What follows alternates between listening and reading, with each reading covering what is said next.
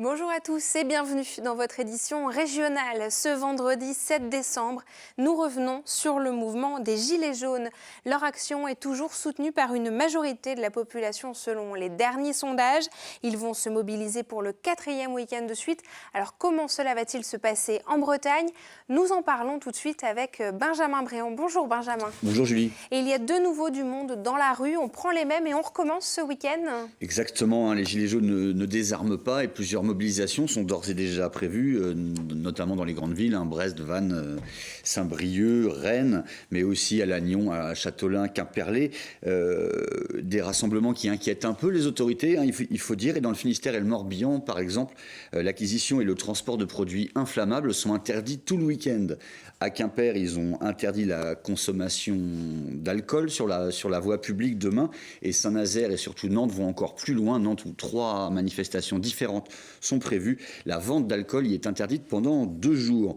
Pour autant, attention, bien sûr, la plupart de ces rassemblements s'annoncent pacifiques. Et certains gilets jaunes bretons nous disaient ce vendredi leur crainte des violences annoncées à Paris. Je vous propose d'écouter Fanny, qui est gilet jaune à Saint-Brieuc.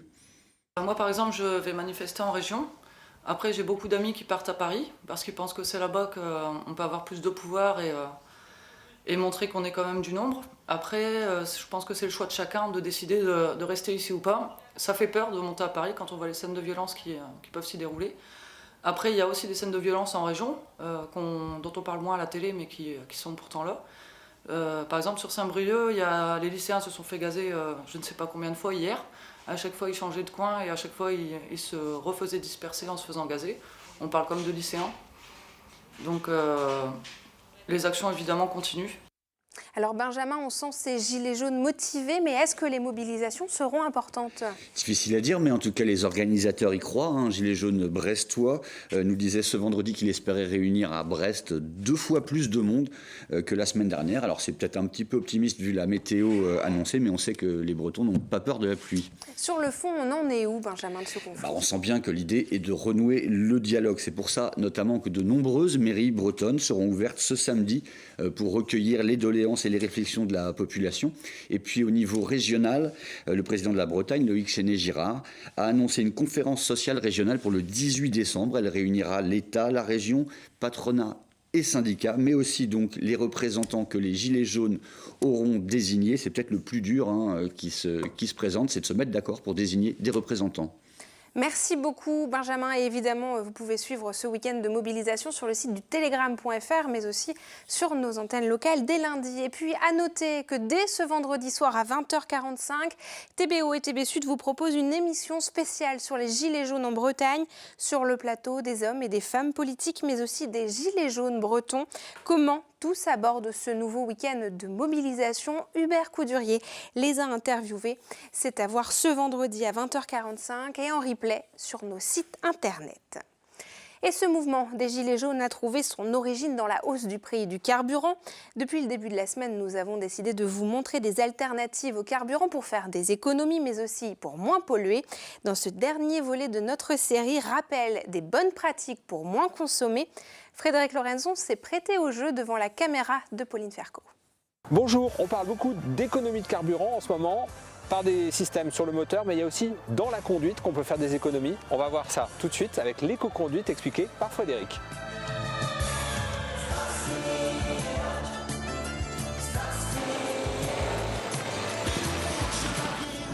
C'est votre conduite habituelle? Ouais. Pourquoi? D'accord. Je suis à peu près de la voiture. On va dire comme ça, oui. Si l'usager devant freine, si nous sommes prêts, nous sommes obligés de freiner. Donc après de réaccélérer, on consomme de l'énergie. Parce que là aussi, le fait de rouler au-delà des limitations de vitesse, ça... Ah oui. Bah oui. Pardon, j'avais oublié. C'est ça. Frédéric, nous voyons une consommation de 6,3 litres pour 5 km, une allure de 48 km/h, donc on va voir un petit peu comment on peut améliorer les choses. Même parcours, on va essayer de descendre en dessous de 5 litres. Allez, on va essayer. C'est parti. Hop, je suis déjà en seconde. Là, j'accélère. D'accord. Je suis déjà en 3. Et là, je laisse aller. Ok. Là, je suis vraiment en éco-conduite. Et là, on consomme 0 carburant. Voilà, 4 déjà. Et on peut même déjà être en 5e là. Eh ouais. D'accord. Eh ouais. Et là, on est en bas régime. À 70 km/h, on passe quand même la 5. Voilà, alors on peut accélérer même un petit peu plus fort, D'accord. mais moins longtemps. Quand on lâche l'accélérateur, la consommation est de 0. Donc là, en théorie, on a économisé 1 litre au 100. Exactement, avec plus de sécurité. Bon, L'éco-conduite, on retourne c'est faire ça. un tour. Ouais. Allez, c'est parti. Et c'est le moment de retrouver votre chronique La Bretagne en 5 infos et elle a été préparée aujourd'hui par Jérôme Gallo. 4 corps d'une même famille, un homme, une femme et 2 enfants, ont été découverts ce vendredi dans une maison à Guiclan, dans le Finistère. Selon les gendarmes qui mènent l'enquête, ils ont été victimes d'une mort violente. Ce sont les pompiers qui ont découvert les corps après avoir été alertés par l'employeur de la femme. Leur mort pourrait être survenue avant ce vendredi. Le mouvement lycéen se renforce ce vendredi. Selon l'Académie, une quinzaine d'établissements ont connu des perturbations en Bretagne, dont 8 à Rennes. Certaines manifestations ont dégénéré. À Quimper, les forces de l'ordre ont dû intervenir après des feux de poubelle et des jets de pierre. À Saint-Brieuc, en marge d'une action lycéenne, 3 bouteilles d'acide ont été lancées contre les policiers. Jacques Jolivet est le nouveau directeur général de la librairie Dialogue à Brest. Un mois après avoir pris ses fonctions, l'entrepreneur l'a officialisé ce vendredi. Il dit avoir répondu favorablement à la demande de la famille de Charles Kermarek, mise en examen pour agression sexuelle et harcèlement sexuel. En octobre dernier, Jacques Jolivet avait déjà racheté le Café Floriot au sein de la librairie. Le Téléthon, ça commence dès ce vendredi soir. Un avant-goût avant un week-end de festivités qui permettront de récolter des fonds contre les myopathies et les maladies rares. Plus de 240 événements sont répertoriés sur notre carte interactive à retrouver sur le telegram.fr. En Bretagne, la majorité des événements devraient être maintenus malgré le contexte social tendu.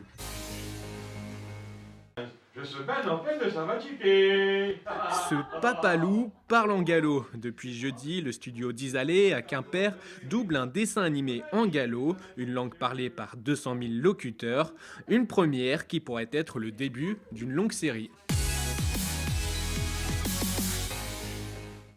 Tréal, dans le Morbihan, n'a jamais été aussi proche de Port-au-Paix à Haïti. Pourtant, 7000 km séparent les deux localités. Aujourd'hui, les écoles de ces communes sont unies par les photos du projet School Rock, prises par un photographe morbihanais installé à New York. Il veut montrer que malgré la distance, les écoliers ont beaucoup de points communs. Karine Chevrolier.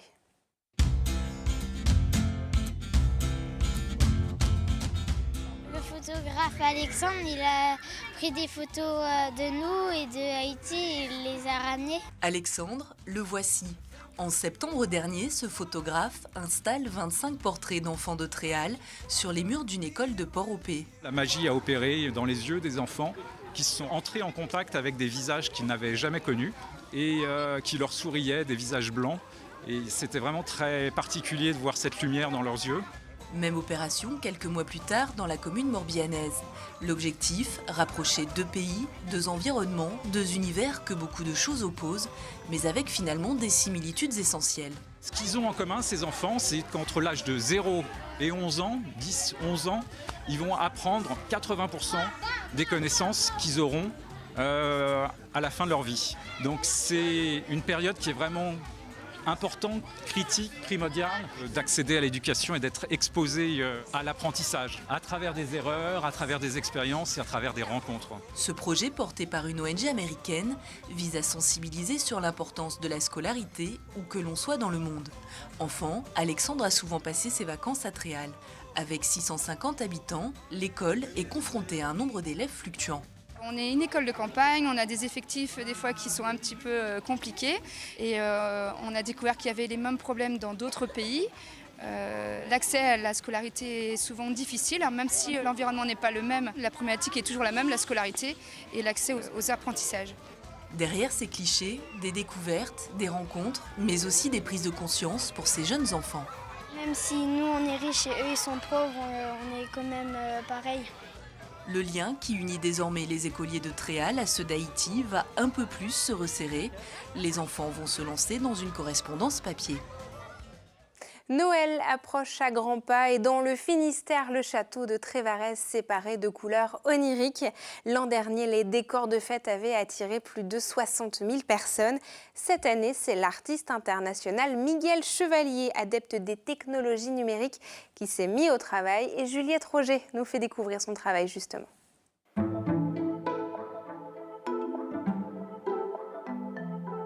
Des chorégraphies de lumière qui se génèrent à l'infini sur des murs du 19e siècle, c'est parti pour un nouveau Noël à Trévarez. Cette année, le domaine propose une immersion entre histoire et modernité, et entre technologie et poésie. Ce qui est intéressant dans cette proposition, c'est qu'elle s'inscrit complètement dans l'histoire aussi du lieu, puisqu'on a une table des convivialités interactives, on a dans l'ancienne bibliothèque un cabinet de curiosité qui vient s'insérer dans les rayonnages. Donc c'est vraiment, comme on peut le faire à d'autres moments de l'année, la rencontre en fait, de la création artistique contemporaine avec un lieu patrimonial. En plus du château, les écuries et les serres ont elles aussi été transformées en œuvres d'art. Un parcours créé par Miguel Chevalier, pionnier de l'art numérique qui expose partout dans le monde. L'art évolue avec les techniques et aujourd'hui le digital est omniprésent autour de nous et donc c'est un outil pour moi pour créer des univers poétiques en relation avec le monde d'aujourd'hui, des œuvres dynamiques, des œuvres autogénératives qui se génèrent à l'infini. Ça, vous ne pouvez pas le développer avec les autres modes de création que sont la peinture, la photo ou la vidéo. J'essaie d'être de mon temps, avec les outils de mon temps, et parler du monde qui est le nôtre et au fond, qu'est-ce que peut être l'art du XXIe siècle. D'un rêve à un autre, c'est ainsi que l'artiste a décidé de nommer sa création. De quoi occuper de longues après-midi d'hiver jusqu'au 6 janvier. Et c'est avec ces très jolies créations que nous refermons cette édition. Merci beaucoup de nous avoir suivis. Ce soir, dans votre magazine L'Instant T, vous retrouvez Xavier Patrijon. Il reçoit aujourd'hui l'artiste Dénès Prigent qui vient de nous présenter son nouvel album, mais aussi son recueil de poésie. L'émission est à découvrir à 19h15 et à 23h15 et bien sûr en replay, comme toutes nos émissions, sur les sites internet de TB Sud et de TBO. Je vous retrouve lundi à 19h pour un nouveau journal préparé par vos rédactions locales. Je vous souhaite une très belle soirée, un bon week-end sur nos antennes. À bientôt.